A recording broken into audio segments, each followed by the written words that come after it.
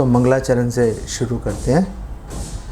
वैराग्य विद्या निज भक्ति योगा शिक्षार्थम एकः पुरुष पुराना श्री कृष्ण चैतन्य शरीरधारी कृपा बुद्धिर्यस्तम अहम प्रपत्ति।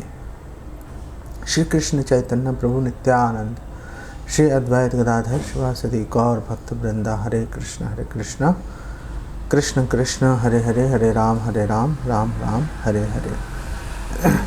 आज हम भागवतम चौथे स्कंद के 18वें अध्याय के श्लोक संख्या 1 से 6 के ऊपर चर्चा करेंगे। 7वां भी, क्योंकि 6 से बिल्कुल जुड़ा हुआ है, इसलिए हल्का सा 7वें श्लोक को भी छुएंगे, लेकिन इतना उस पर डिस्कशन नहीं करेंगे कि अगले बार में वो चर्चा नहीं हो पाए। प्रसंग ये चल रहा है कि महाराज पृथु प्रकट हुए राजा वेण के शरीर से, और प्रकट होने के बाद में जब वो सिंहासन पर आरूढ़ हुए तो सारे सिद्ध चारण उनकी जय जयकार कर रहे हैं, उनकी महिमा मंडन कर रहे हैं। लेकिन पृथु महाराज ने देखा ये सारे बिल्कुल दुबले पतले सीकिया भूख से बिलबिला रहे थे। तो फिर उन्होंने उसके कारणों पे गौर किया तो पता चला पृथ्वी देवी अन्न नहीं दे रही। अरे अन्न क्यों नहीं दे रहे भाई? तो पृथु महाराज धनुष बाण लेकर पृथ्वी देवी का पीछा करना शुरू किया। पृथ्वी देवी ने गाय का भेष बनाया, गाय का रूप धारण किया, और रूप गाय का था, लेकिन जो चाल में तेज़ी थी, जो फुर्ती थी, वो हिरन जैसी थी। कुलाचे मार के दौड़ी, वो हर दिशा में दौड़ी। पृथु महाराज ने पीछा नहीं छोड़ा। हार के जो पृथ्वी देवी हैं गौ माता के रूप में, उन्होंने महाराज पृथु को सरेंडर कर दिया। महाराज पृथु ने कहा आपको छोड़ूंगा नहीं, आपने गलती की है। अब माता जो गौ माता है पृथ्वी देवी, उन्होंने बोला कि देखो मेरी तो कोई गलती है नहीं, और मुझे मार दिया तो आप लोग मेरे पे तो खड़े हो। मुझे मार दिया तो सारे गर्भोदक समुद्र में नीचे गिर जाओगे सारे के सारे। महाराज पृथु ने बोला ऐसी बात नहीं है, मैं अपनी शक्ति से पूरे संसार को यथावत, जितने जीव हैं, जितनी वस्तुएं हैं, उसको बिल्कुल एज इट इज़ उसको मेंटेन करूँगा, उसका पालन कर लूँगा। उसकी चिंता मत करो, तुम बस अपनी चिंता करो। तुम ये बताओ भाई तुमने ऐसी गलती कैसे कर दी? अब पृथ्वी देवी जो है उन्होंने उनको शांत करने की कोशिश की। उन्होंने बोला कि आप तो भगवान के अवतार हैं, आपने पूरी सृष्टि की रचना की है, उसमें मैं भी तो हूँ। आपने मेरी रचना भी तो की है, तो अपने रचना को, अपने संतान को भला कौन मार सकता है? कोई नहीं मारता अपने संतान को। आप आखिर मुझे मारने की चेष्टा क्यों कर रहे हैं? और ऊपर से मैं आपके पूर्णतः शरणागत हो चुकी हूँ। मैं स्त्री हूँ, मैं गाय हूँ, आप मेरा जो है, मैं किसी भी दृष्टि से बद्ध नहीं हूँ। आप प्लीज़ आप मेरी बात सुनने की कोशिश कीजिए। महाराज पृथु आंखें लाल उनकी, और क्रोध से उनके होंठ फड़फड़ा रहे थे। अपनी प्रजा का दुख उनसे देखा नहीं जा रहा था उनसे। और पृथ्वी देवी मन में बहुत भयभीत थी, लेकिन इस विपत्ति से बाहर निकलना भी जरूरी था। तो पृथ्वी देवी ने अपनी जो उनकी मन के डर को प्रकट ना करते हुए पृथ्वी देवी ने महाराज पृथु को बोलना शुरू किया, बिल्कुल वैसे जैसे महाराज वसुदेव हैं। वसुदेव वो जो कंस है, देवकी का वध करने के लिए उद्यत था। तो हालांकि वसुदेव हृदय में बहुत आशंकित थे, बहुत उनको पीड़ा थी इस बात की, लेकिन उन्होंने बाहर से उसको दिखाया नहीं, और बहुत ही सौम्यता से, बड़े धीरज के साथ उन्होंने कंस से बात की। यहाँ पे हम जो जोर दे रहे हैं वो हम महाराज वसुदेव के धीरज पर जोर दे रहे हैं। हम महाराज पृथु को कंस से तुलना नहीं कर रहे हैं उनकी। हमें बता रहे हैं कि विपत्ति के समय में भी धैर्य का साथ नहीं छोड़ना चाहिए। कितना ही मन में चिंता पीड़ा क्यों ना हो, बाहर से जो है पूरी दृढ़ता से बड़ी सहजता के साथ में स्थिति का सामना करना चाहिए। कई बार भक्तों में भी ऐसा हो जाता है, भक्तों में भी आपस में कई बार कई गलतफहमियां हो जाती हैं, कई मतभेद हो जाते हैं, और उसमें क्या होता है आमतौर पे जो जूनियर डिवोटीज़ होते हैं वो लोग अब बेचारे पावरलेस से होते हैं। वो सीनियर डिवोटी उनको कई बार काफ़ी भला बुरा भी बोल देते हैं, सेवाएं भी ले लेते हैं, छीन लेते हैं सेवाएं से। तो ऐसी स्थिति आने पर कोई घबराना नहीं चाहिए, बड़े धैर्य के साथ सहजता के साथ अपनी बात रखनी चाहिए कि आखिर आपसे वो गलती हुई तो कैसे हुई, आगे क्या करना है क्या नहीं करना, उन सारी बातों पे विचार करने का प्रयास करना चाहिए। और पृथ्वी देवी ने यही किया। गौ रूपी पृथ्वी देवी ने महाराज पृथ्वी को बोला कि आप प्लीज़ आप कुछ क्षण के लिए अपने क्रोध का संवरण कीजिए, अपने क्रोध को रोकिए और धैर्य से आप प्लीज़ मेरी बात सुनिए। मैं असहाय हूँ, लाचार हूँ मैं, लेकिन फिर भी आप मेरी बात सुने। क्यों सुने भाई तुम्हारी बात? क्या खासियत है गरीब लाचार की बात? क्यों, कौन सुनता है? कोई नहीं सुनता उसकी बात। लेकिन पृथ्वी देवी ने बोला कि नहीं, जो समझदार व्यक्ति होते हैं वो हर स्थान से उसका सार ले लेते हैं, बिल्कुल जैसे मधुमक्खी की तरह। तो आप भी मेरी बात का जो है आप सार लेने का आप जो है मुझ पर कृपा कीजिए। मैं जो आपको बता रही हूँ उससे आपकी सारी जो मन में शंकाएं हैं, जो आपका मन में रोष है, वो रोष ख़त्म हो जाएगा और उम्मीद है आगे जाके कुछ समाधान भी निकलेगा समस्या का। अब जो पृथ्वी देवी ने बात बोली वो बात आज की तारीख में बहुत ही प्रासंगिक है। आखिर आज क्या हो रहा है? पूरे संसार के अंदर फूड सिक्योरिटी एक बहुत बड़ा इशू बन के आ गया। पूरे संसार के लोग, अमेरिका, कनाडा, यूके जैसे विकसित देश जिन्होंने पूरी दुनिया के अंदर जिनका डंका बज रहा है, भूख से बिलबिला रहे हैं वहाँ के लोग। बड़े बड़े सुपर स्टोर्स के अंदर खाने पीने को सामान नहीं है।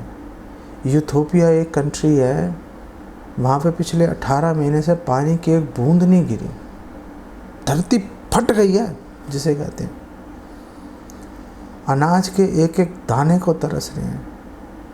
एक मैं वीडियो देख रहा था, पता नहीं यमन का था या कहाँ का था, गिड़गिड़ा रहे थे लोग वहाँ के, प्लीज़ अन्न भेजिए, हम पे दया कीजिए। श्रीलंका ख़त्म हो गया। श्रीलंका जितने उसके पास सुख सुविधा के सारे सामान बना रखे थे सारे ख़त्म हो गए।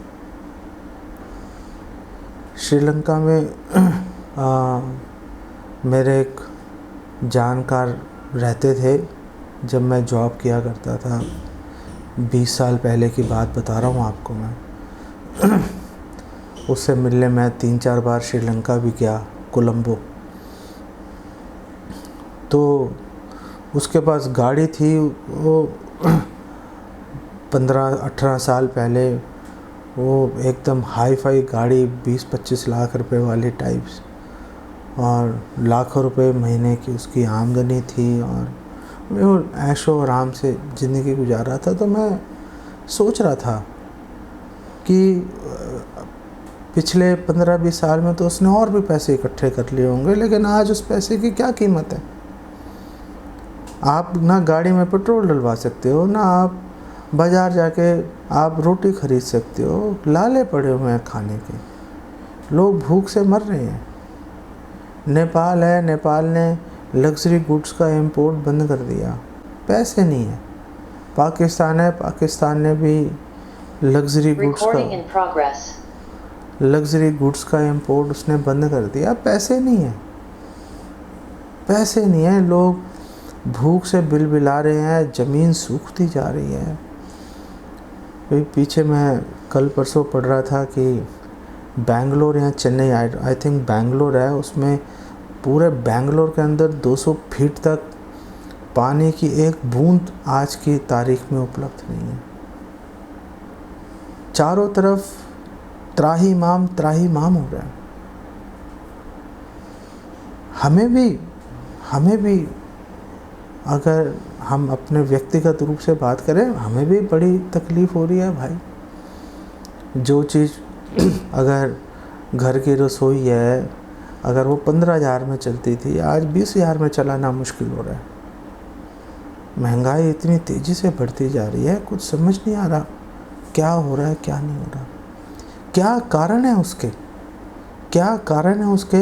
पृथ्वी देवी इस प्रसंग में एक्सप्लेन कर रही है।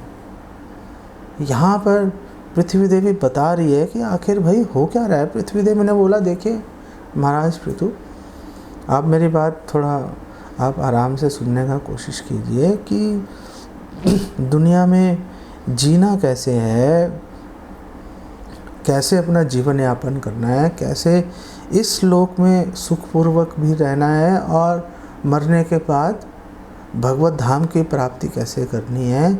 इस सब का जो प्रेस्क्रिप्शन है, दिशा निर्देशन है, वो हमारे साधु महात्माओं ने शास्त्रों में दे रखे। उन्होंने हर बात बहुत ही बारीकी से, बड़ी सूक्ष्मता से उन्होंने सारी बात को उन्होंने विस्तार से बता रखा है। हमारे शास्त्र हैं, शास्त्रों में सारी बात विस्तार से बताई गई है कि भाई जीवन का लक्ष्य क्या है, कैसे चलाना है, क्या करना है, क्या नहीं करना। और पृथ्वी देवी ने कहा कि ये जो समाज है, जो कि श्रील प्रभुपाद एक्सप्लेन कर रहे हैं, जो वर्णाश्रम धर्म है, वर्णाश्रम धर्म उसी जो साधु महात्माओं ने जो जीवन शैली, जो जीवन चलाने की पद्धति दी, वो पद्धति का पालन कैसे किया जा सकता है, वर्णाश्रम धर्म के अंतर्गत रहकर किया जा सकता है। और उन्होंने बताया कि 2 तरह के लोग हैं। पृथ्वी देवी ने कहा, देखिए 2 तरह के लोग हैं। चौथे श्लोक में उन्होंने कहा कि एक वो व्यक्ति हैं, एक तरह के जो साधु महात्माओं ने दिशा निर्देशन दिए, उनका पालन करते हैं, उनका उपयोग करते हैं अपने जीवन में। तो ऐसे लोग क्या करते हैं, ऐसे लोग भाई आराम से सुख से जीवन बिताते हैं, कोई उनको जीवन में तकलीफ़ नहीं आती, आराम से चैन की बंसरी बजाते हैं। आज मेरे अपने एक मित्र से बात हो रही थी, कलकत्ता में रहता है, वैसे है तो बहादुरगढ़ का, इधर आपके हरियाणा का, लेकिन अभी काम के जॉब के सिलसिले में कलकत्ता में शिफ्ट हो गया वो। तो मेरा मतलब क्लासमेट था वो स्कूल से, तो हमने इकट्ठे हमने अपनी पढ़ाई भी की। सीए मैंने सीए ICAA की, उसने ICAA की, सीए नहीं कर पाया वो। तो मैं थोड़ा जल्दी आगे बढ़ गया, उसने शुरुआत में थोड़ी स्ट्रगल की उसने।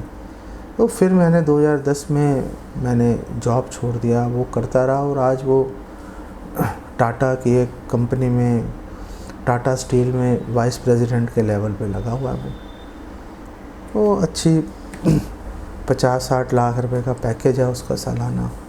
तो आज कह रहा था भाई बड़ी दिक्कत है, और मेरे को वो जो हमारे जैसे लोग हैं 50+, उनको कंपनी ने निशाने पे ले रखा है कि उनको निकालना है। अब उन्होंने ऑफ़र दिया है कि भाई 2 साल का सैलरी ले, निकल ले, नहीं तो तेरे को ऐसी जगह फेंकेंगे तेरे को पानी नहीं मिलेगा पीने के लिए। तो मुझे कह रहा था क्या करूं। मैंने बोला तुमने इतने सालों में करोड़ों रुपए कमा लिए, छोड़ भाई, 1 करोड़ रुपया ले, भागते भूत की लंगोटी से ले और निकल। अरे मैं करूँगा क्या, सारा दिन मेरा टाइम कैसे जाएगा, ये वो, ये सारे चिंताओं के चलते कोई कारण नहीं है परेशान होने का। उसने कहा मेरे पास पैसे बहुत हैं। मेरे पास पैसे बहुत है, फिर भी परेशान है, फिर भी परेशान है। मैंने 12-13 साल हो गए जॉब छोड़े को, पैसे मेरे पास चाहे नहीं है, लेकिन मन की शांति है भाई, आराम से कोई भगवान की दया से गाड़ी अपने आप चलती रहती है। कहीं पे ऐसी कोई प्रॉब्लम आती है, भगवान रास्ता निकाल ही देते हैं, भगवान रास्ता निकाल देते हैं। तो अगर साधु महात्माओं के निर्देशों का पालन करेंगे, अगर श्रद्धा रखेंगे तो आसानी से गाड़ी चली जाती है, आसानी से काम बन जाता है। और फिर पृथ्वी देवी ने कहा कि दूसरे तरह के लोग भी हैं, सारे लोग ऐसे नहीं हैं कि सब साधु महात्माओं का कहना ही मान रहे हैं। उन्होंने कहा दूसरे तरह के लोग भी हैं जो मतलब जड़ बुद्धि है, बेवकूफ़ हैं, असद्भी है, अधृत व्रत हैं, जो मतलब बोलेंगे हाँ हम तो अपने दिमाग से चलेंगे भाई, हम नहीं मानते तुम्हारी बात, हम तो ऐसे करेंगे, तुम्हें भी ऐसे करना चाहिए। तो श्रील प्रभुपाद को ऐसे लोगों से बहुत खुंदक थी। श्रील प्रभुपाद को श्रील प्रभुपाद कहते थे कि तुम तो टीचर किसी को गुरु स्वीकार कर नहीं रहे, कि हम तो किसी को गुरु नहीं मानेंगे, और तुम दूसरों को शिक्षा दे रहे हो कि तुम्हें भी नहीं करनी चाहिए, तो तुम कैसे शिक्षा दे रहे हो? मतलब मैं तो गुरु स्वीकार कर नहीं रहा, लेकिन मैं गुरु हूँ, तुम मेरी बात मानो, मैं नहीं किसी गुरु को मानूंगा। अरे भाई तुम कैसे गुरु हो? और हमारे शास्त्रों में लिखा है एक अच्छे गुरु को अच्छा शिष्य होना अनिवार्य है। अगर जब तक आप अच्छा शिष्य नहीं बनते तब तक आप अच्छे गुरु बन ही नहीं सकते, कोई प्रश्न ही नहीं उठता एक अच्छे गुरु बनने का। तो पृथ्वी देवी ने कहा ऐसे लोग भी यहाँ बोलते हैं हम तो अपने दिमाग से चलेंगे, विम्सिकली, अपने मन से, अपने जो हमारे मन में अनर्गल उल्टे सीधे विचार आएंगे उसी के हिसाब से हम चलेंगे। और ऐसे लोग क्या होते हैं? ऐसे लोग जो साधुओं की अथॉरिटी को, जो उनकी प्रामाणिकता को, जो उनके महत्व को जो नहीं समझते, वो इस संसार में बार बार बार बार असफलता का सामना करते हैं, और आगे तो उनके लिए कोई आशा की किरण है ही नहीं, क्योंकि पूरे जीवन में क्या कमाया? पाप कमाया हमने, पूरे जीवन में पाप कमाया, पूरे जीवन में कभी कोई अच्छा काम नहीं करके दिखाया। और पृथ्वी देवी ने कहा आप गुस्से में तो हो, आप गुस्से में हो, चलो मान लेती हूँ आपका गुस्सा जायज़ है, लेकिन आप ये भी तो बात को समझो। छठे श्लोक में उन्होंने बोला कि जितने भी मेरे पास जड़ी बूटियाँ, अन्न इत्यादि जो भी है, जो ब्रह्मा जी ने सृष्टि की थी और मेरे गर्भ में उपस्थित है, आज की डेट में वो सारी वस्तुएं नॉन डिवोटीज, अभक्त, जो बिल्कुल जड़ बुद्धि लोग हैं, जिनको कोई आध्यात्मिकता के समझ नहीं है, ऐसे लोग इस्तेमाल कर रहे हैं, ऐसे लोग इस्तेमाल कर रहे हैं। लेकिन हम देखते हैं कि जैसे मस्जिदें हैं, अब मस्जिदों, मुसलमानों का कहना है अरे भैया हमारे पास जगह ही नहीं है मस्जिदों के अंदर, हम सड़कों पे इसलिए नमाज़ पढ़ते हैं। और एक मैं मुसलमान की एक पढ़ रहा था, एक सुन रहा था मैं, एक डिबेट ऐसे ही पता नहीं कहाँ से मेरे सामने आ गई उसने कहा कि हिंदुओं को अपने घर में रहना चाहिए, ये क्या मंदिर लगा रखी है। तो किसी ने कहा भाई तुम भी तो सड़क पे नमाज़ पढ़ रहे हो। कहता वो तो अल्लाह की देन है, वो तो अल्लाह की देन है, हमारा तो अधिकार है पढ़ना, हिंदुओं को ऐसा कोई अधिकार नहीं है। भीड़ बढ़ती जा रही है उनके वहाँ पे, लेकिन क्या उन्हें आध्यात्मिकता की समझ है? नहीं है, कोई लेना देना नहीं आध्यात्मिकता से। एक मुसलमान से कई वर्ष पहले मेरी बहस हो गई थी, तो मैंने उसको पूछा अच्छा भाई ये बता कि जो धर्म है, मज़हब है, रिलीजन है, उसका गोल क्या है? वो जवाब नहीं दे पाया, वो मेरे से दुनिया भर की बहस करता रहा। तो मैंने उसको बोला अगर तूने बताया भी मुसलमान बन जाऊंगा, अगर तूने इस प्रश्न का उत्तर दे दिया और दिखा दियो कहाँ पे लिखा हुआ। नहीं दे पाया जवाब। तो मैंने उसको बताया पढ़ के, ये आपका वेलकम के जो मेट्रो स्टेशन है वहाँ पे उससे मेरी बहस हुई थी। तो फिर हमने उसको बताया कि देखो भाई, जो धर्म है, धर्म का लक्ष्य है भगवान से प्रेम, अब संबंध स्थापित करना और भगवान की प्रेम से सेवा करना, ये धर्म का, मज़हब का, रिलीजन का गोल है। अगर आप इस लक्ष्य के पीछे नहीं जा रहे, अगर आप अपनी चेतना, अपने मन को उस पर अगर आप नहीं लगा रहे, तो फिर आखिर मतलब हम बहुत धार्मिक हैं, हम बहुत ऊपर वाले को मानने वाले हैं, ऐसा कहने से बात नहीं बनती, करके दिखाना पड़ता है, करके दिखाना पड़ता है, आपके व्यवहार में दिखेगा वो। तो हालांकि भीड़ बढ़ती जा रही है, वो बद्रीनाथ केदारनाथ में लाइनें लगी हुई हैं, वहाँ से लोग भेज रहे हैं मैसेज, अरे भाई अभी मत आओ, जितने आए हैं उतने झेलने मुश्किल हो रहे हैं, अभी ठहर के आना भाई, पहले इनको निकलने दो फिर आना दूसरे लोग रुक नहीं रहे, कुत्ते बिल्लियों तक को साथ लेके जा रहे हैं वहाँ पर जो माथा टेकने के लिए, ऐसी मतलब हालत हो रही है। तो भीड़ बढ़ती जा रही है, लेकिन आप किसी से पूछोगे कि धर्म की परिभाषा क्या है, धर्म का उद्देश्य क्या है, ये कोई विरला ही व्यक्ति है जो कि बता पाएगा।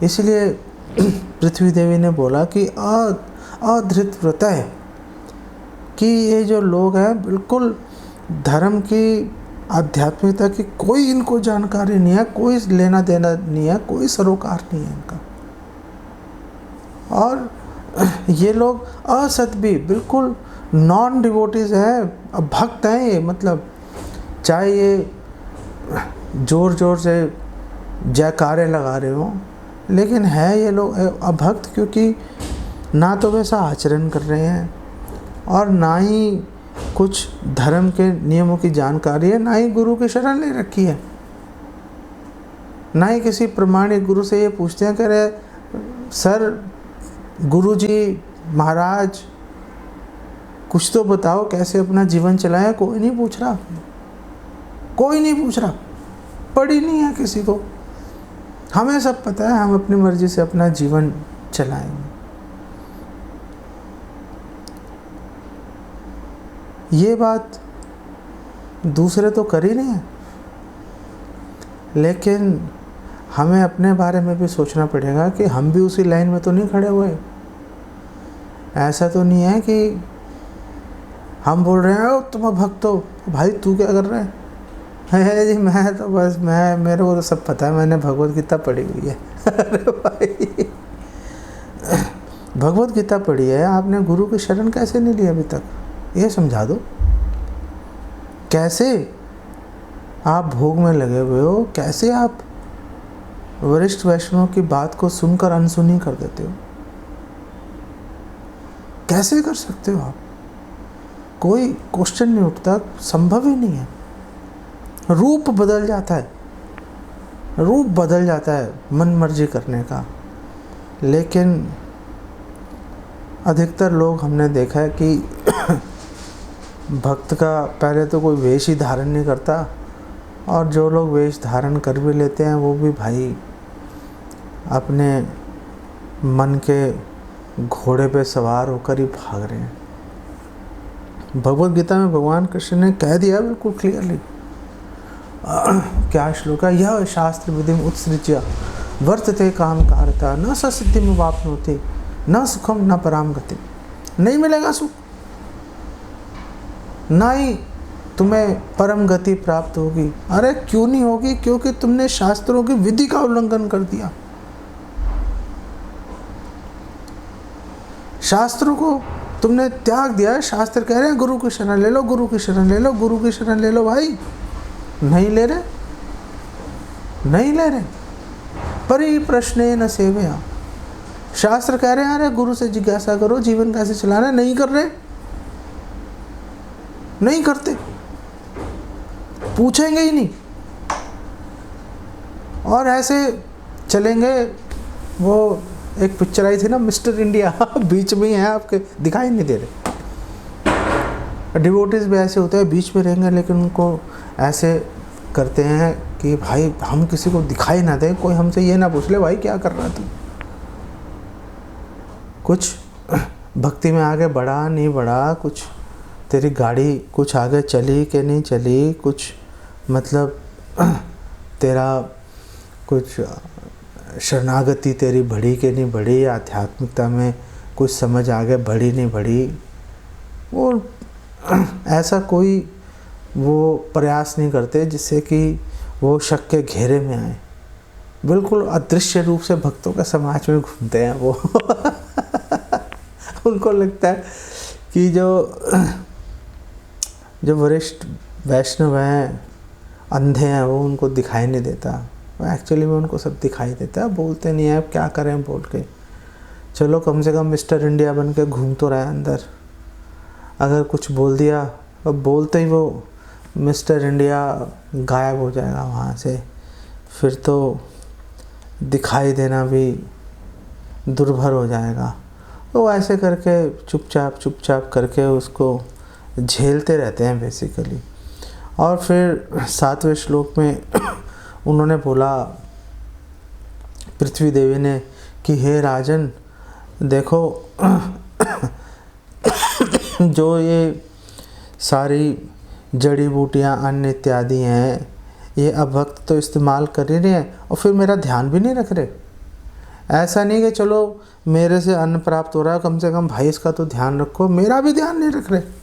बस लूट लो, खसोट लो, पूरा मतलब छीन के अपनी इंद्रिय तृप्ति करके किसी तरह से तबाह बर्बाद कर दो। कल क्या होना है कौन सोचेगा। हमारे वैदिक संस्कृति के अनुसार कोई चलने को तैयार नहीं है। वो काम चोरी की वजह से, अधिक धन के लालच में पहले साल में 2 फसलें निकालते थे, एक रबी की एक खरीफ की। अब 3-3, 4-4 फसलें निकाल लेते हैं। खेत को वापस रिकवर होने का, उसको सांस लेने की फुर्सत नहीं दे रहे उसको, कि भाई आपने एक फसल काटी है, उसको थोड़ा आराम करने दो, थोड़ा अपने आप को रिकवर करने दो, उसके बाद में फिर उचित समय आने पे बो देना भाई।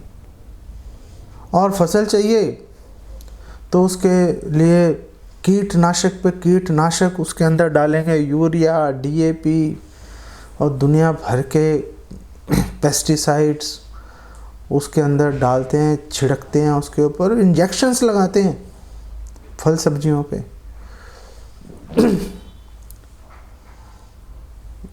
पटियाला वगैरह में तो, पंजाब में तो इतनी ख़राब लैंड हो चुकी है वहाँ पे जो ज़मीन है कि लोगों को कैंसर हो रहा है। अरे आप क्या कर रहे हो, हम तो फल सब्जियाँ खाते हैं जी, और फल सब्जियाँ खा के कैंसर हो रहा है लोगों को।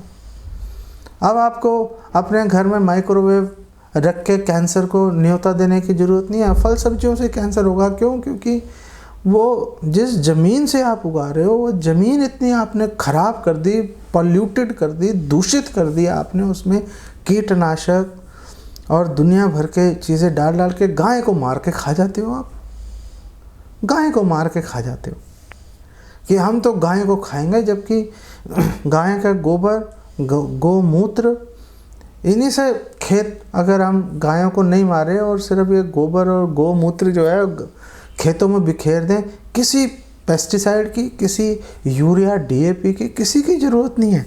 इसी से यही पर्याप्त है, इसी से काम हो जाएगा और सब लोग हृष्ट पुष्ट स्वस्थ भी रहेंगे सब लोग। लेकिन नहीं जी, हम तो वो हरित क्रांति के चक्कर में, ग्रीन रेवोल्यूशन, वो ऐसा बंटाधार किया, पूरे संसार के अंदर लोग त्राहिमाम कर रहे हैं। क्या इलाज है इसका? इसका इलाज है कोई तो जाके लोगों को बोले कि भगवान से विमुखता के कारण है ये। भगवान की शरण लो भाई, भगवान की शरण लो। और जो डिवोटीज हैं, जो भक्त हैं, उनको ये प्रयास करना चाहिए, उनको ये कि इनिशिएटिव लेना चाहिए कि वर्णाश्रम धर्म में फॉर्म कम्युनिटीज़ के अंदर जाके रहने का प्रयास करें। उसके लिए दुनिया भर में आपने पैसा खर्च दिया, कुछ पैसा आप वर्णाश्रम धर्म फॉर्म कम्युनिटीज़ को स्थापित करने में भी आप अपना योगदान दें, सहयोग दें। उससे आपको ही लाभ मिलेगा। जो वैदिक कृषि जो है उसी को आज लोग ऑर्गेनिक फार्मिंग बोलते हैं। डबल रेट पे लोग खरीदते हैं ऐसी चीज़ों को। पहले पूरी भारत में यही उग रहा था, गाय के गोबर और गोमूत्र से ही सारी चीज़ें हो रही थी। अब उल्टे सीधे दिमाग चलने शुरू हो गए, गायों को मार के खा गए और जो गायें बची हैं उनकी दुर्दशा कर रखी है, पृथ्वी देवी की दुर्दशा कर रखी है। भगवान से मुक्त है, आखिर सुख मिलेगा तो मिलेगा कैसे? कोई मिलने के लिए कुछ तो कारण होना चाहिए। कारणों पे तो हम खुद ही कुठाराघात कर रहे हैं, कारणों को हम ख़त्म करते जा रहे हैं और फिर हम बोल रहे हैं हाय मर गए। तो पृथ्वी देवी यहाँ पर बता रही है, पृथ्वी देवी इस कारण को यहाँ पे प्रकट कर रही हैं कि जो नॉन डिवोटीज़ हैं, जो अभक्त हैं, जो भगवान का कहना नहीं मानते, साधुओं का, भक्तों का, वैष्णवों का कहना नहीं मानते, जो उन लोगों की वजह से जिन्होंने मेरी भी दुर्दशा कर दी, अपनी मन मर्जी से चल रहे हैं, इस कारण से ये जो ग्लोबल फूड शॉर्टेज है ये हो रखी है। इससे बचने का उपाय है भगवान की शरण लें, भगवान को और भगवान के अंश जो देवी देवता हैं भगवान को प्रसन्न करेंगे, वो भी प्रसन्न हो जाएंगे और वो भी यथावत अपना कार्य, अपनी जिम्मेदारी का पूरी तरह से निर्वाह करेंगे और सभी लोग यहाँ पे रहते हुए भी सुख का अनुभव करेंगे और शरीर छोड़ने पर, जो कि छोड़ना ही है, जो कि छोड़ना ही है, जातस्य ही ध्रुवो मृत्यु, जो पैदा हो रहा है उसका मरण निश्चित है। मरने के बाद भगवत धाम जाने का मार्ग भी प्रशस्त होगा।